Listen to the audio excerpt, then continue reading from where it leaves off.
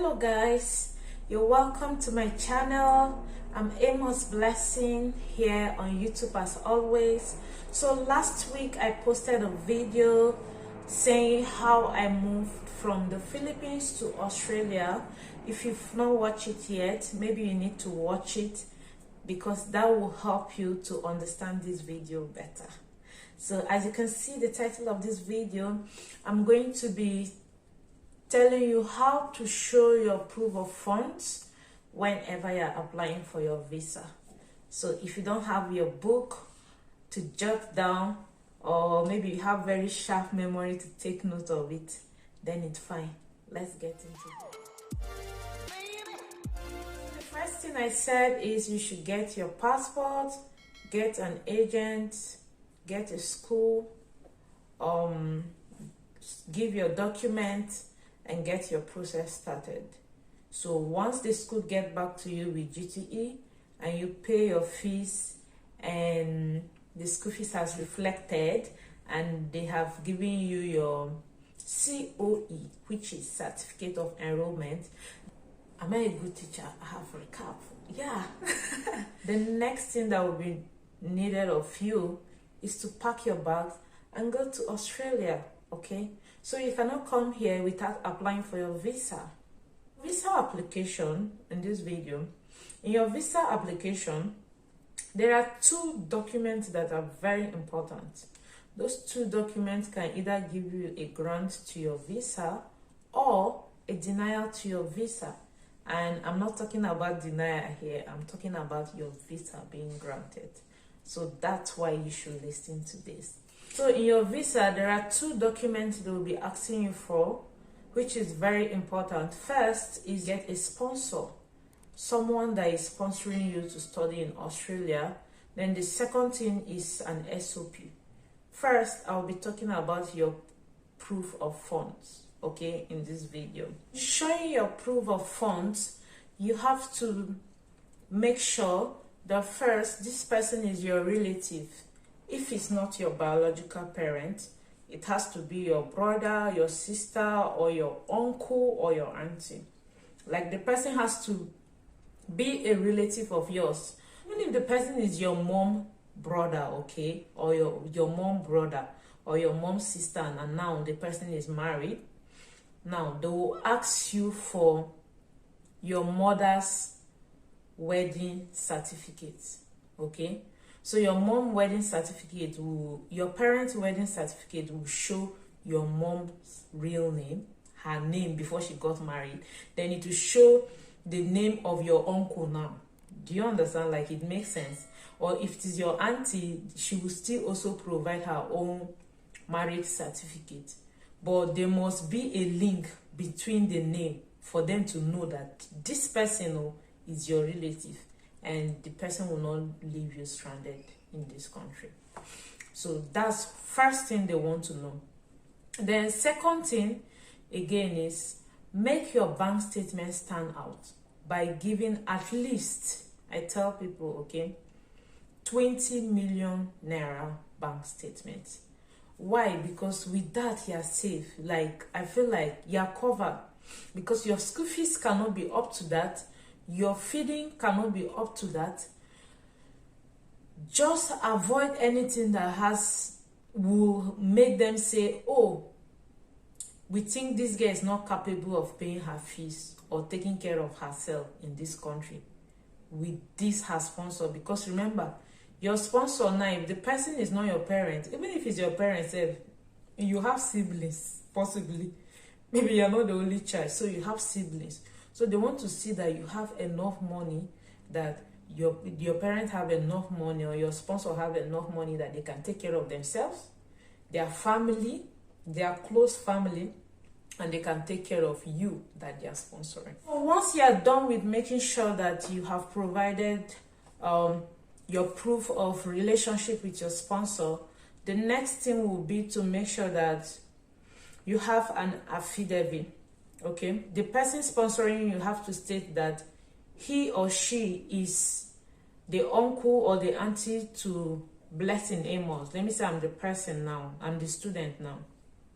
I'm sponsoring Blessing Amos to study this course in the University of so for the duration of this year. I will be her sponsor to pay her fees, to pay her living expenses, to pay her insurance, to pay her medicals or whatever it is. So an affidavit has to state those steps. And once that is being provided, because the court will have to stamp it and the person has to sign, the sponsor has to sign and the court has to sign on it. So that document is very valid and is an official document. So you have to provide that, even if it's your parent or is your uncle or is your auntie, whoever that is giving you sponsor, you have to put the person's name there, put the affidavit there, just so that they will not. It's okay to give more document than not to give complete. They get back to you, okay, with a problem now. They are giving you a range of 28 days.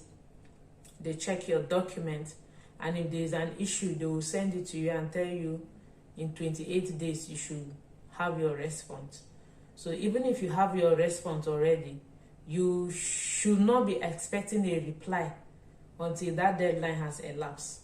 Something like that. You have to provide an affidavit, provide proof of relationship. So now, if your sponsor is a business person that has this millions in his account, the person has to give the document for the business, like telling us, is this business located at so place, and give tax of that document, and give a proof that this business is really registered with the government of that country. Registration of that business has to be provided, as well as the tax, the locations, and all the necessary documents relating to that business has to be provided.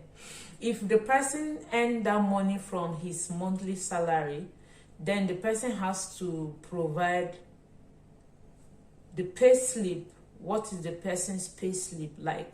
What are the person's allowances? Like things that made that money to sum up to that in the person's account. They just want to know that, oh, you didn't pack money and just pile up in the account and just printed it out to show to them.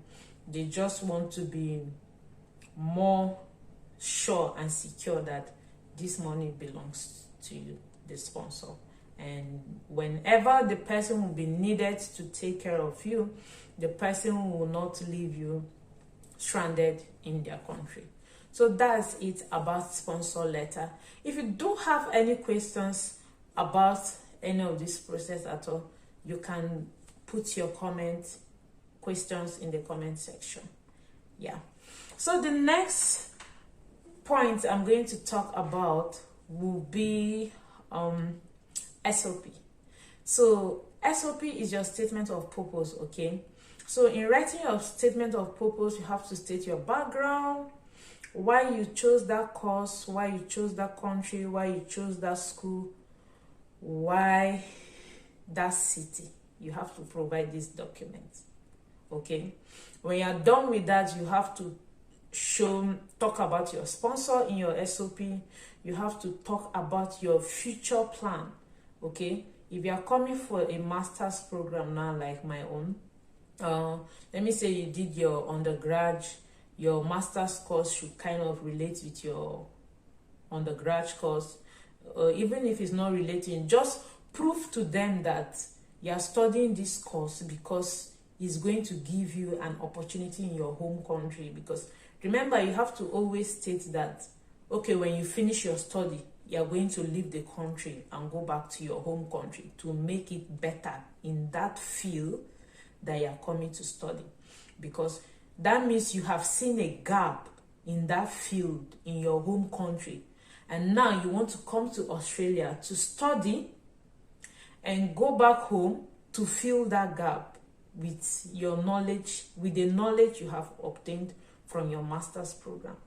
I don't know if you are getting me in this video. Like, I'm trying to explain as much as possible, because like I feel like my last video I just sat down and rant like I was reading newspaper. So I'm trying to make this stand out, okay? So yeah, you just have to provide evidence that this study course, give them reasons to see why you should come here to study that course, and why is it that you cannot study the same course in your home country. Why do you want to come here to study that course? You have to also prove that in your SOP. So these are the points to hit in your SOP and your bank, your proof of funds. Okay. And one more thing about your SOP is that you have to make it stand out, because as I said in my last video, you will not be having a physical interview for your visa application. Nobody is calling you for an interview or anything. So once they are calling you, is to go to do your fingerprint. Okay, no interview at all. Your SOP has to stand out.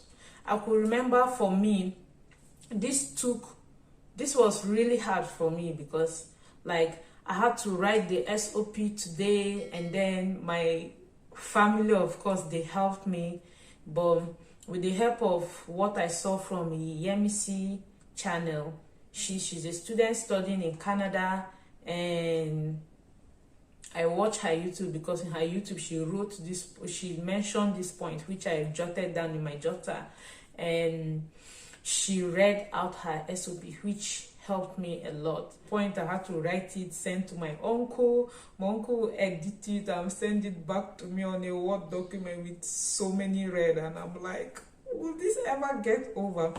I had to save like SOP 1, 2, 3.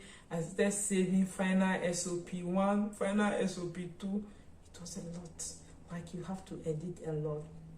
And the fact that this country is an English speaking country, like 100% English speaking, it was harder to make the SOP, because you have to make sure that your grammar, your English is going well. Make sure that you're not giving too much information, or you're not giving too less of information. So my SOP, I think, is just like 2 pages. The second page might not even be full like that.